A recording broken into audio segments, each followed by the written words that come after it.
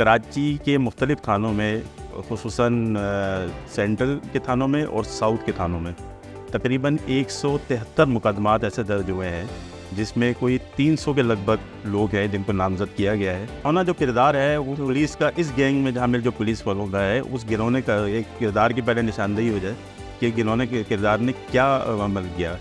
مفرور قرار دینے کے بعد ان کے اوپر 3 مقدمات کا اور اندراج، یعنی کہ ایک مرحوم کے اوپر 3 مقدمات اور درج کیے گئے. جو بھی متاثرہ فرد ہوتا ہے اس کو بالکل پتہ نہیں ہوتا کہ میرے خلاف مقدمہ درج ہو گیا. 2 مہینے تک اس مقدمے کو ویسے ہی روک دیتے ہیں.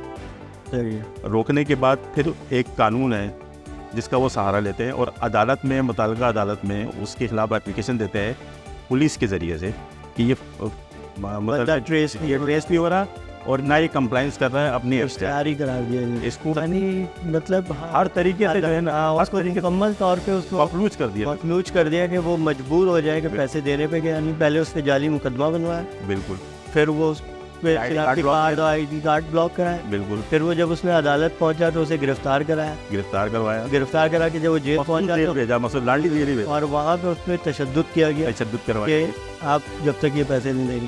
یہ تو بہت ہی کوئی مطلب اس میں نہ صرف انہوں نے پولیس کے اختیارات کا ناجائز استعمال کیا ہے. ایڈیشنل آئی جی کیا نام بتایا آپ کو؟ نیّر حسین بڑے ہی کوئی ان کی اچھا ان کے بارے میں کرمنل مائنڈ کے مطلب ایسے لوگ ہماری پولیس میں اتنے عام عہدوں پہ. یعنی السلام علیکم ناظرین، میں ہوں عادل جواد آپ کا ہوسٹ اور میرے ساتھ ہیں نادر خان سینئر صحافی. آج ہم آپ کو ایک پولیس کے سابق افسران، ایک سینئر پولیس افسر اور اس کے ساتھ جڑے ہوئے موجودہ جونیئر لیول کے افسران کی جانب سے ایک جال سازی کا نیٹ ورک پکڑا گیا ہے جو کہ انشورنس کمپنی کی آڑ میں چلایا جا رہا تھا اور اس کے ذریعے سے تاجروں کو کروڑوں روپے بلیک میل کر کے بھتے کے نام پر بلیک میل کر کے ان سے تاجروں سے لیے جا رہے تھے. ناظر آپ ذرا تفصیل بتائیں، بڑا ہی کوئی دلچسپ سا ہو.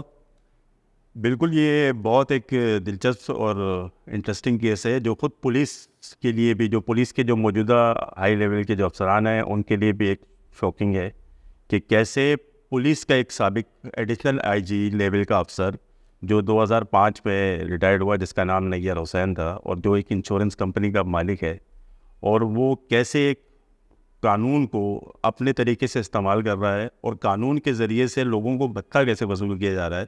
یہ اس نے ایک پورا ایک گینگ بنا کے ایک طریقہ واردات کا کوئی نیا ایک طریقہ شروع کیا ہے. اب ہوتا یہ ہے کہ انشورنس کمپنی ہے وہ مختلف تاجروں سے، مختلف کاروباری افراد سے ان کا رابطہ رہتا ہے، تو ان سے جو چیزیں ہوتی ہیں پھر وہ مارکیٹ میں جو کوئی کاروباری افراد ہے، ظاہر سی بات ہے ان کی خبریں بھی لیتے رہتے ہیں کہ کون کیا ڈیل کر رہا ہے، کون کیا ڈیل کر رہا ہے. تو پھر اس کے ذریعے سے انہوں نے پھر وہ بلیک میلنگ کا ایک نیا کام شروع کیا. اور یہ کام جو عملاً جو شروع ہوا وہ 2018 کے اینڈ میں یا 2019 کے شروع میں، اور 2023 تک یہ کام ابھی تک چلتا رہا ہے. اور کراچی کے مختلف تھانوں میں خصوصاً سینٹرل کے تھانوں میں اور ساؤتھ کے تھانوں میں تقریباً 173 مقدمات ایسے درج ہوئے ہیں جس میں کوئی 300 کے لگ بھگ لوگ ہیں جن کو نامزد کیا گیا ہے، اور جن میں مجموعی طور پر جو ابھی تک رقم کا جو تخمینہ لگایا گیا ہے کہ مثلا جو لوگوں سے جعل سازی کی گئی ہے وہ تقریباً 1 ارب سے زیادہ کی بنتی ہے. یعنی 1 ارب میں کروڑوں میں کہہ رہا ہے تو 1 ارب سے زیادہ کی. اور اس میں کچھ ایسے چیزیں ہیں کہ اور یہ کس ٹائم سے کس ٹائم تک؟ یہ 2018 کے اینڈ 19 کے شروع سے لے کر 2000 مثلا یہ 4 سال کے اندر. یہ پتہ کیسے لگا اس کا؟ یہ کیا ہوا یہ ہے کہ سابق آئی جی سندھ یا بالکل میمن کو ایک سیکنڈ میں آپ کو جو ہے آپ ایک واقعہ کی تفصیل اگر بتائیں کہ ایک جو وکٹم ہے. ہاں، مثلا اس میں جو کردار ہے وہ پولیس کا اس گینگ میں شامل جو پولیس والوں کا ہے اس گرونے کا ایک کردار کی پہلے نشاندہی ہو جائے کہ گرونے کے کردار نے کیا عمل کیا. انشورنس کمپنی کے نمائندے کی شکایت پر ایک ٹریول ایجنسی کے جو پشاور میں قائم تھی اس کے خلاف ایک مقدمہ درج ہوا جس کے مالک کا نام حبیب تھا. جب انسپیکٹر راشد حسین ہے جو اس وقت ایس ایچ او تھے نیو کراچی تھانے کے، اور اس ایک مقدمے کی گرفتاری میں ان کو گرفتار کرنے کے لیے پشاور پہنچے، 2019 کے اینڈ کی بات ہے یہ. اور جب وہ گرفتاری کے لیے وہاں پہنچے تو یہ کہ گرفتاری کے لیے وہاں جانا اور ایک مقدمے میں یہ بہت لمبا پروسیجر ہے. صحیح اور بات ہے. ہینیس کرائم پہ بھی پولیس اتنی آسانی سے نہیں جاتی, اتنی آسانی سے نہیں جاتی. وہ اپنے اخراجات رونا دھونا ہوتا ہے. تو یہ کوئی نہ بالکل, اور یا تو مدعی پارٹی پیسے دے پولیس کو, بالکل, ادروائز پولیس کوئی ضرور, اور ایک مقدمے میں تو اور وہ بھی جال سازی کا مقدمہ. بالکل ایسے ہی ہوتا ہے. لیکن وہ گرونا, میں آپ کو ان کا کردار دکھا رہا ہوں کہ مثلا انہوں نے اتنا گرونا کردار کیا کہ جب وہاں وہ پہنچے تو وہ پشاور میں جس علاقے میں گئے تو ان کو پتہ لگا کہ حبیب صاحب کا 2 مہینے پہلے انتقال ہو چکا ہے. تو اہل محلہ سے بھی انہوں نے تصدیق کروائی اور ان کے اہل خانہ نے بھی تصدیق کی. ان کا بیٹا خود پشاور یونیورسٹی میں جو ہے وہ کرمنالوجی میں PhD کر رہا ہے. اب جب اس سب چیزوں کی تصدیق ہو چکی, پھر اہل جو محلہ ہے انہوں نے قبر بھی دکھائی کہ یہ قبر ہے ان کی. تو جب وہ راشد صاحب واپس آئے ہیں, انہوں نے نیو کراچی تھانے کے روزنامچے میں انٹری کی ہے اور اسے ملزم قرار دے کے اسے مفرور قرار دیا. مفرور قرار دینے کے بعد ان کے اوپر 3 مقدمات کا اور اندراج, یعنی کہ ایک مرحوم کے اوپر 3 مقدمات اور درج کیے گئے.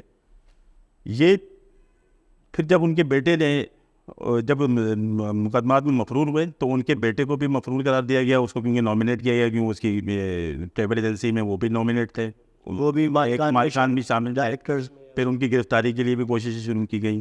پھر ایک تحریری شکایت اس وقت کے جو IG سندھ تھے غلام نبی میمن, جو اگست تک IG رہے نگراں حکومت سے پہلے تک, پھر نگراں حکومت کی تبدیلی کے بعد موجودہ IG سندھ ہے رحمت صاحب. تو انہوں نے پھر ایک اس تحریری شکایت پر DIG انویسٹیگیشن عامر فاروقی, جو سابق ڈائریکٹر FIA کراچی ہیں, ان کو کہا گیا کہ آپ اس کے اوپر انکوائری بریز بنائیں کہ کیا ہوا ہے میٹر یہ. تو جب انہوں نے انکوائری شروع کی تو پھر وہ انکوائری کھلنا شروع ہوئی کہ ان کا کاروبار کا پتہ لگا کہ یہ تو انشورنس کمپنی کیا ہے, یہ تو پورا ایک گینگ ہے. اب اس گینگ کے ساتھ کون کون ملوث ہیں اور مطلب پولیس میں کون کون لوگ ہیں, تو وہ ایک پوری انکوائری کمیٹی نے اس کی نشاندہی. اب میں کچھ نام اگر آپ کو بتا دوں کہ پولیس والے کون کون سے افسران ہیں جو اس میں انوالو ہیں. یہ بتائیے گا کہ اس انکوائری کمیٹی کی فائنڈنگز تھوڑی بتائیے گا کہ کس طرح گئے.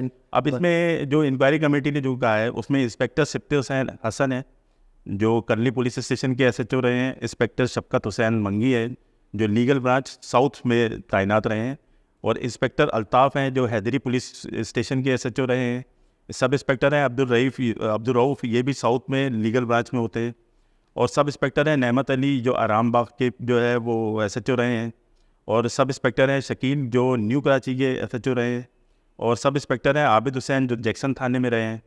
جو سب انسپیکٹر ہیں منظور حسین جو حیدری تھانے میں رہے ہیں. پھر ایک سید عباس حسین زیدی ہیں, یہ عزیز آباد کے SHO رہے ہیں. پھر سب انسپیکٹر ہیں قاسم قریشی, یہ نیو کراچی کے SHO رہے ہیں. پھر سب انسپیکٹر ہیں راشد حسین. پھر ایک ASI ہیں اس میں شامل لیاقت. اور پھر ایک ASI ہیں طاہر بٹ. اور ایک ASI ہیں فضل کریم. ایک ASI ہیں ثناء اللہ. اور ایک ASI ہیں شاہد خان. یہ وہ لوگ ہیں جن کی نشاندہی انکوائری کمیٹی نے کی ہے کہ یہ اس گینگ کا حصہ ہیں اور لوگوں کو کسی نہ کسی طرح بلیک میل کر کے ان کے اوپر مقدمات درج کرتے ہیں. اور یہ اس وقت حاضر سروس, یعنی یہ سارے حاضر سروس ہیں. ہاں مطلب فائنڈنگ جو رپورٹ ہوئی ہے انویسٹیگیشن آفیسرز ہیں یہ بالکل پولیس کی انویسٹیگیشن اور آپریشنل ٹیم کا حصہ ہے. بالکل. اب اس میں جو فائنڈنگ دی ہے کمیٹی نے, اس میں یہ فائنڈنگ دی ہے کہ ان کے اوپر کم از کم ان کی مدت ملازمت میں 2 برس کی کمی کی جائے. ان کو 3 برس تک کسی بھی جگہ پر تعیناتی سے روکا جائے, کسی بھی جگہ پر, اور ان کو بالکل ان کے خلاف محکمہ جاتی کارروائی کی جائے.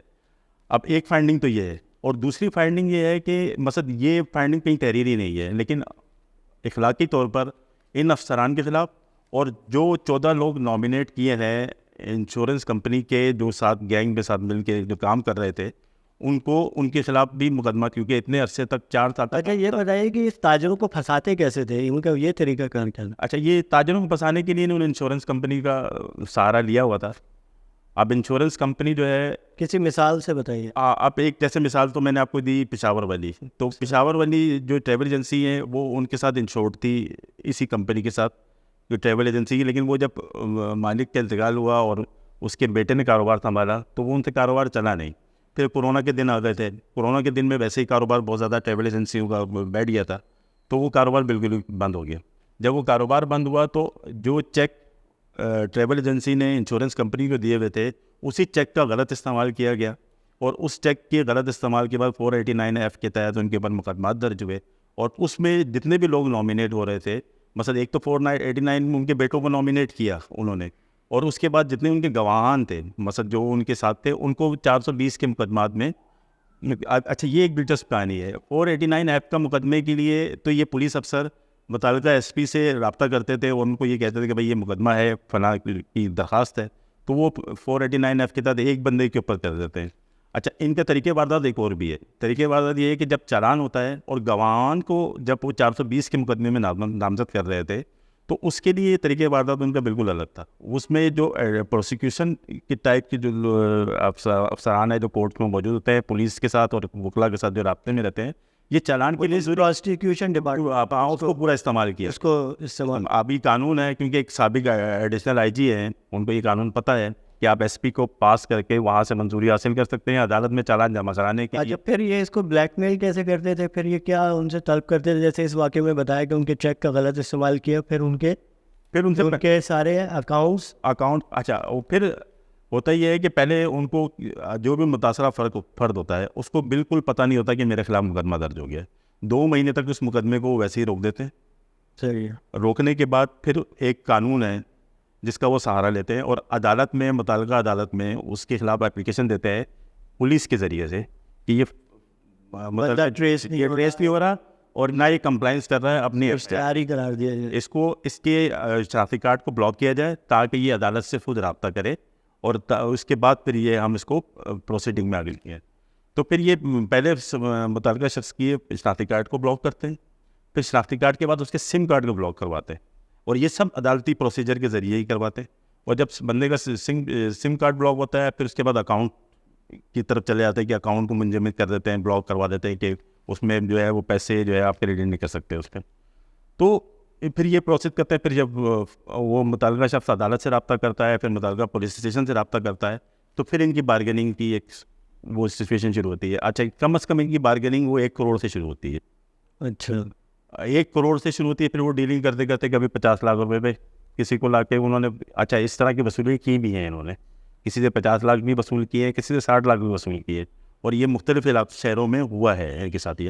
اب یہ جب یہ کرتے ہیں اگر کوئی فرد، اب یہ پورا ایک نیٹ ورک ہے، اس کا طریقہ کار آپ اگر دیکھتے جائیں تو مثلا کہاں سے کہاں جا رہی ہے اس کی مثلا واردات کھنچتی جا رہی ہے. تو ہوا یہ ہے کہ جب اس مقدمات میں 2 ایسے مقدمات ہیں جس میں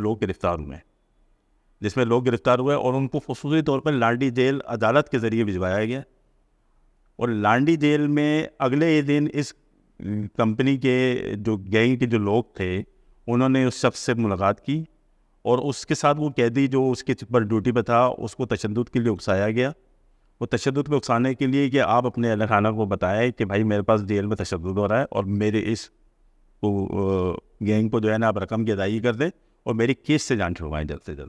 مطلب ہر طریقے سے جو ہے نا اس کو مکمل طور پہ اس کو مفلوج کر دیا کہ وہ مجبور ہو جائے کہ پیسے دینے پہ، کہ یعنی پہلے اس پہ جعلی مقدمہ بنوایا، بالکل، پھر وہ آئی ڈی کارڈ بلاک کرایا، بالکل، پھر وہ جب اس میں عدالت پہنچا تو اسے گرفتار کرا کے جب وہ جیل پہنچا اور وہاں پہ اس پہ تشدد کیا گیا کہ آپ جب تک یہ پیسے نہیں دیں گے. یہ تو بہت ہی کوئی مطلب اس میں نہ صرف انہوں نے پولیس کے اختیارات کا ناجائز استعمال کیا ہے. ایڈیشنل آئی جی کیا نام بتایا آپ نے؟ نییر حسین بڑے ہی کوئی ان کے اچھا ان کے بارے میں کرمنل مائنڈ کے، مطلب ایسے لوگ ہماری پولیس میں اتنے اہم عہدوں پہ یعنی فائز رہے ہیں.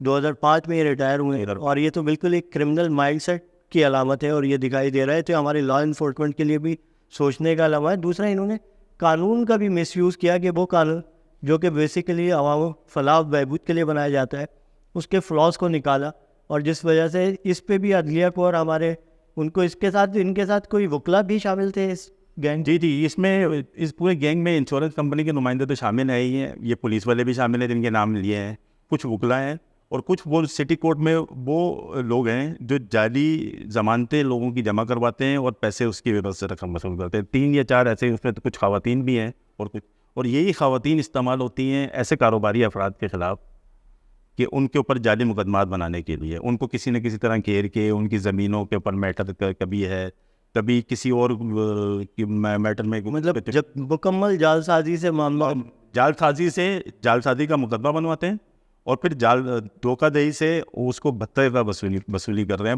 پورا ایک نیٹ ورک ہے یہ پتہ. لیکن اس میں ہاں یہ ہم ایک پروگرام میں میرے خیال اس کے بارے میں ساری بات کر پائیں گے.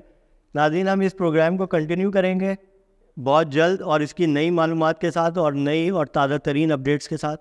شکریہ.